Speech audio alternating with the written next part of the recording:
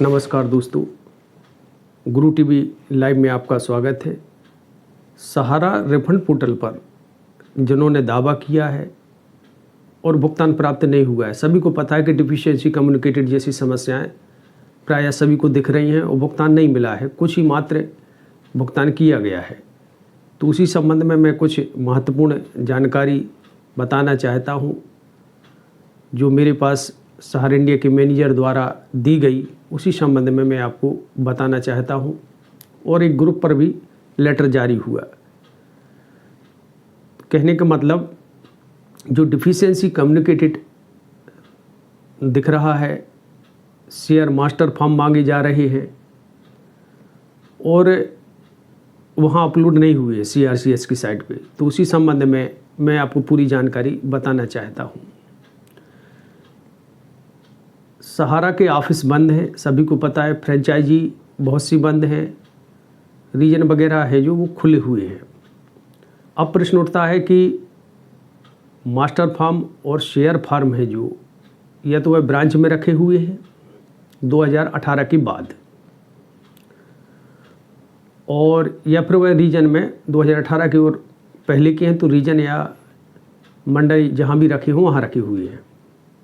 तो ये अपलोड कैसे होंगे? समय भी माननीय सर्वोच्च न्यायालय के आदेश की समय सीमा निकल चुकी है, उसको बढ़ाया गया जो जानकारी मिली।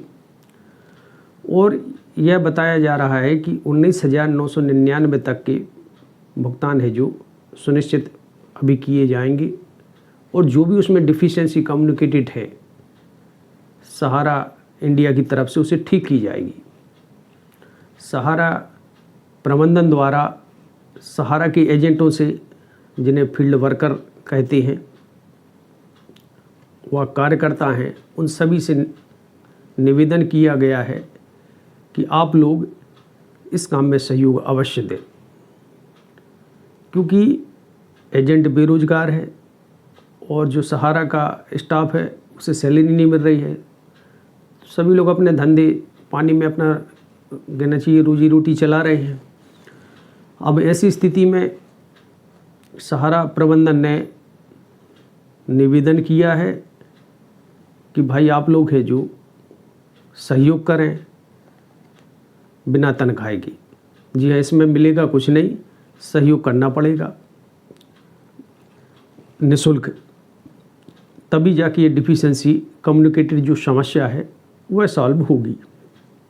इस संबंध में सहारा के मैनेजर द्वारा बताया गया कि जो वरिष्ठ कार्यकर्ता हैं सहारा के, उनका मोबाइल नंबर है जो मांगा गया, कोड नंबर मांगा गया, और बताया गया कि इसे है जो सहारा इंडिया के प्रधान कार्यालय है जो पहुंचाया जाएगा।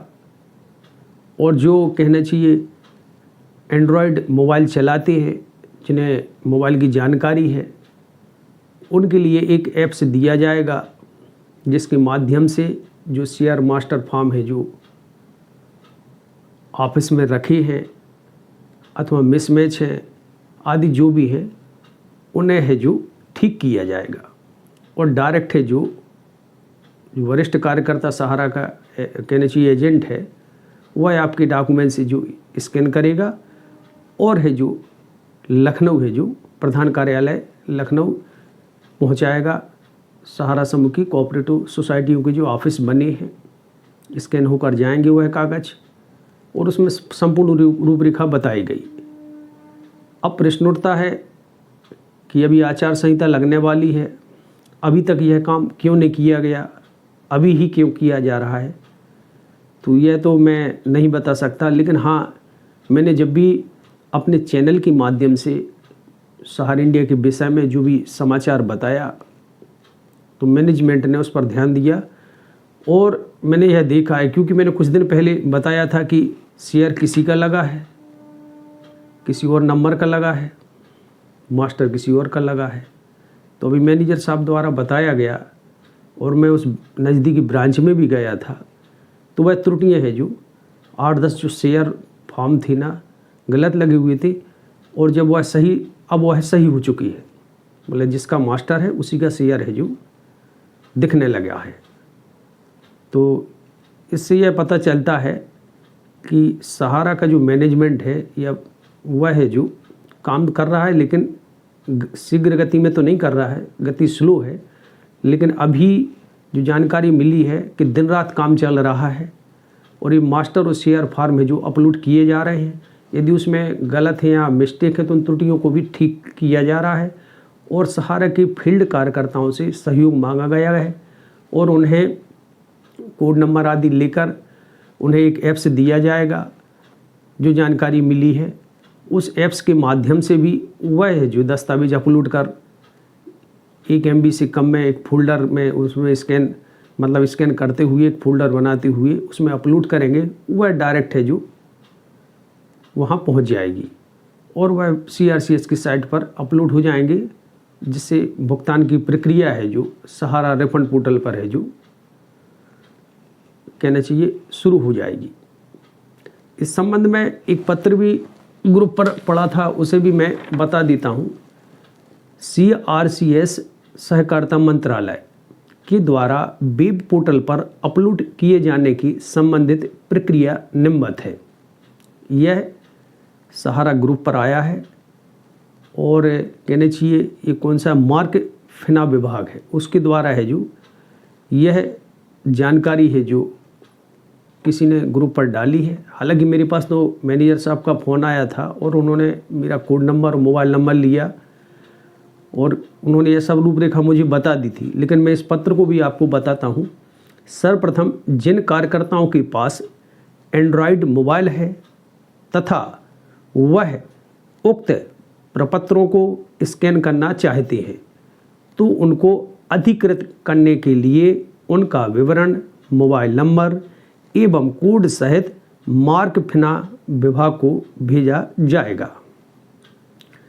कहने का मतलब वही है कि जिसके पास एंड्रॉयड मोबाइल है और अधिकृत व्यक्ति हैं तो उनका मोबाइल नंबर है जो मार्क फिना विभाग को भेजा जाएगा। मार्क फिना विभाग द्वारा उक्त विवरण के आधार पर एक APK फाइल सभी को भेजी जाएगी, जिसे मोबाइल में डाउनलोड करके चलाना होगा।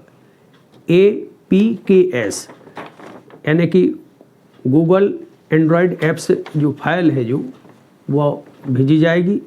वही ऐप्स है उसको इंस्टॉल करना पड़ेगा। मोबाइल में इंटरनेट कनेक्शन ऑन होना चाहिए। कहने का मतलब ये जब अपन डाउनलोड करेंगे जो फाइल पहुंचाई जाएगी, इंस्टॉल करेंगे तो आपका इंटरनेट कनेक्शन होना चाहिए, ना तो वो डाउनलोड होगी ही नहीं। ऐप्स के चलाने पर सर्वप्रथम लॉगिन करने के लिए यूजर ID एवं पासवर्ड देना होगा। उसमें जिन कार्यकर्ताओं का डिटेल मार्क फिना को भेजा गया होगा केवल वही अधिकृत होंगे। इसका मतलब ये है कि ऐप्स चलाने के लिए यूजर ID पासवर्ड अलग से दिया जाएगा और उसमें लॉगिन करेंगे तो ऐप से जो ओपन होगा। लेकिन ये दिया कुछ जाएगा जो सहारा इंडिया के अथराइज्ड पर्सन हैं, अधिकृत व्यक्ति हैं, चाहे वह फील्ड वर्कर हो या स्टाफ के हों, क्योंकि ये मोबाइल ऐप्स है। यूजर ID पासवर्ड डालने के बाद एक स्क्रीन आएगी जिसमें मेंबर फॉर्म अकाउंट नंबर निम्नानुसार डालना होगा। यूजर ID पासवर्ड डालेंगे, उसमें एक स्क्रीन प्रदर्शित होगी, उसमें मेंबरशिप या अकाउंट नंबर है जो बताया है कि डालना पड़ेगा।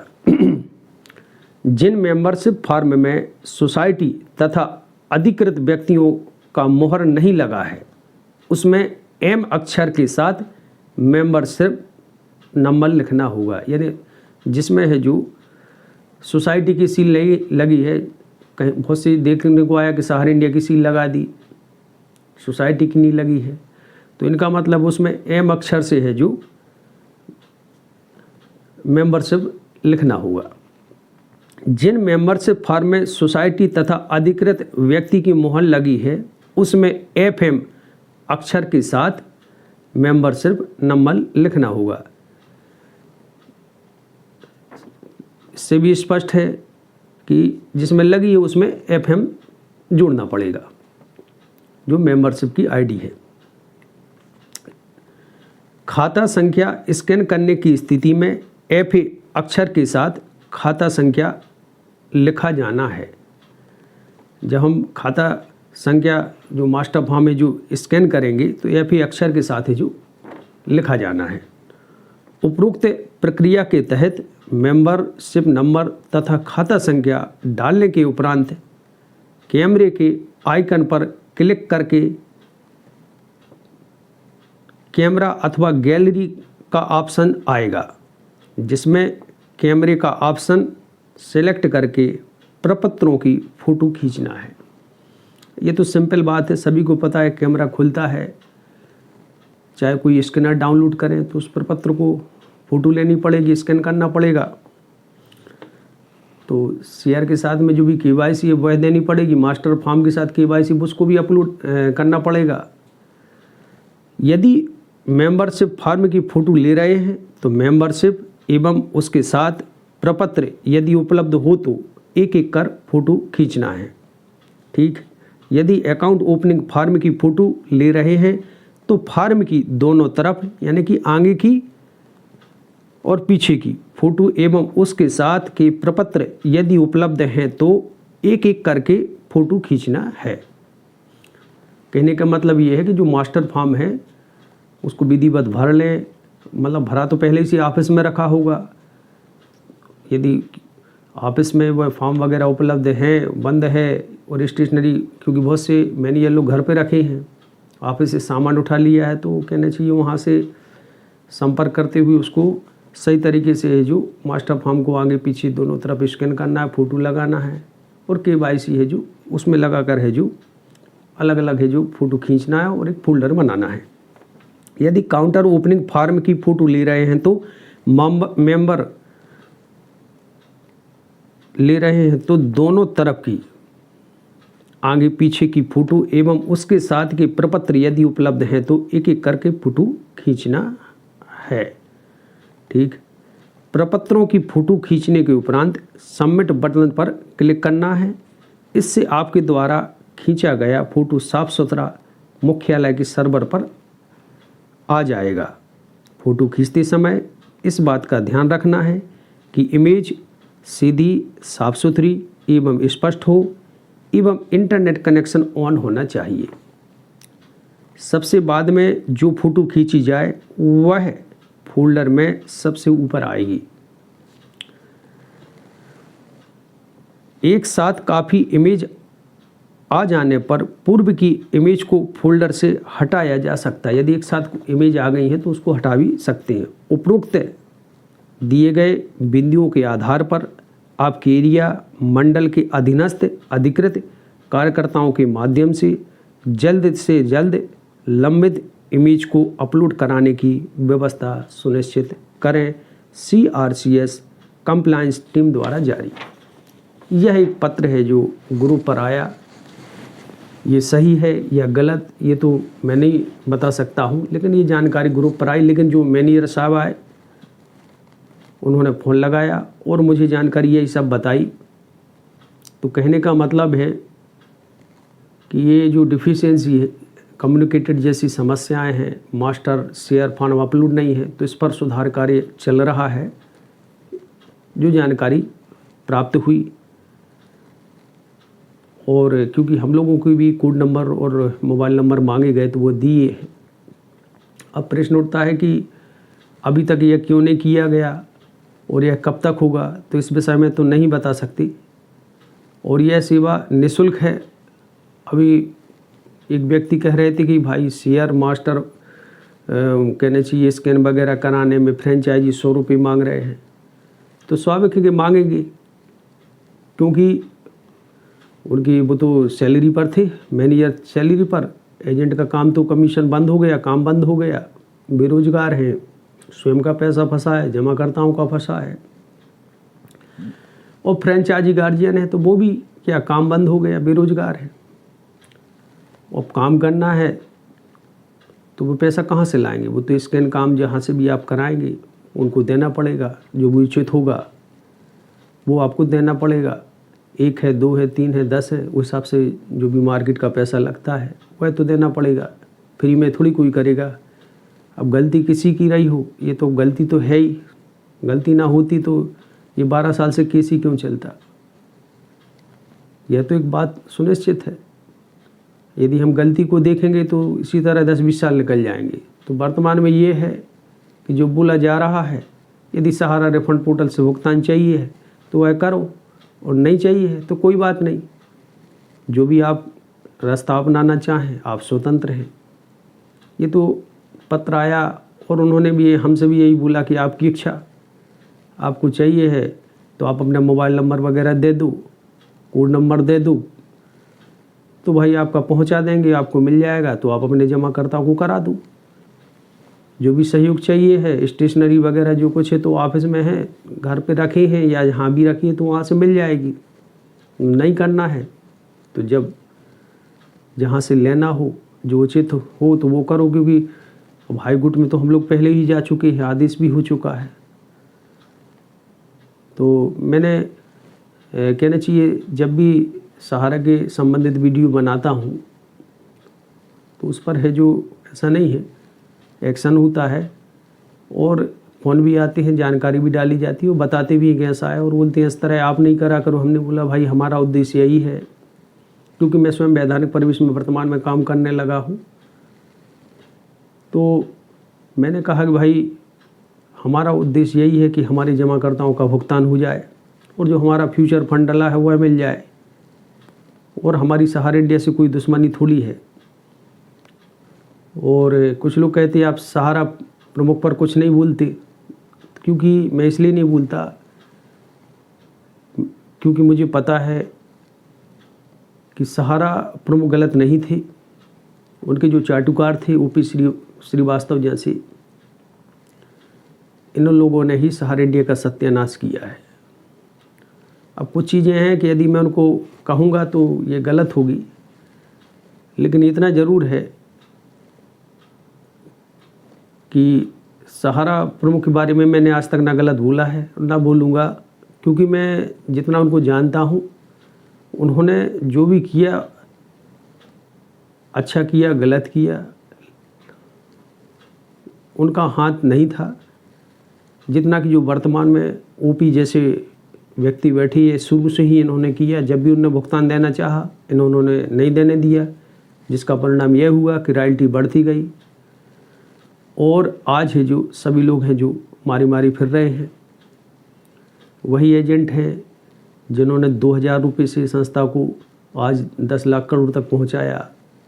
दिल्ली में महिलाएं और भी सहारा के जो वरिष्ठ कार्यकर्ता जमाकर्ता बैठे हैं, आंदोलन कर रहे हैं। स्टाफ के भी सहारा के बैठे हैं, मैं भी उसमें गया था, सम्मिलित हूँ। तो कहने का मतलब ये है कि किसी भी तरह भुगतान हो जाए, जैसा कमेंट किया कंपनी ने उस कमेंट के हिसाब से भुगतान हो जाए, उसके बाद हम लोगों को कोई दिक्कत नहीं, सहारा इंडिया से कोई प्रॉब्लम नहीं। तो हम लोगों का उद्देश्य यही है कि जमाकर्ताओं का भुगतान हो, इसी हेतु लड़ रहे हैं सभी लोग। और वर्तमान में कुछ लोग अनाप शनाप कमेंट करते हैं, भाई यदि कमेंट करते ये जांच होना चाहिए वो जांच होना चाहिए। वर्तमान में सहारा इंडिया का मैटर इतना फंस चुका है कि वैधानिक परिवेश में यदि सहारा इंडिया का पैसा लेने जाओ तो मुश्किल है। इसे मध्यस्थता के माध्यम से ही सुलझाया जा सकता है, क्योंकि भारत देश में इतने कानून हैं हमारे देश में कि एक कानून से बचोगे तो दूसरा तैयार हो जाता है, दूसरे से बचोगे तो तीसरा तैयार हो जाता है, तीसरे से बचोगे तो चौथा तैयार हो जाता है। तो विश्व का सबसे बड़ा कहना चाहिए संविधान है, और इसमें इतनी धाराएं एक्ट हैं जिसमें आम व्यक्तियों को रास्ता निकालना बहुत ही मुश्किल है। इसलिए वर्तमान परिवेश में मध्यस्थता का ही रास्ता बचता है, तभी सभी लोगों का भुगतान हो सकता है।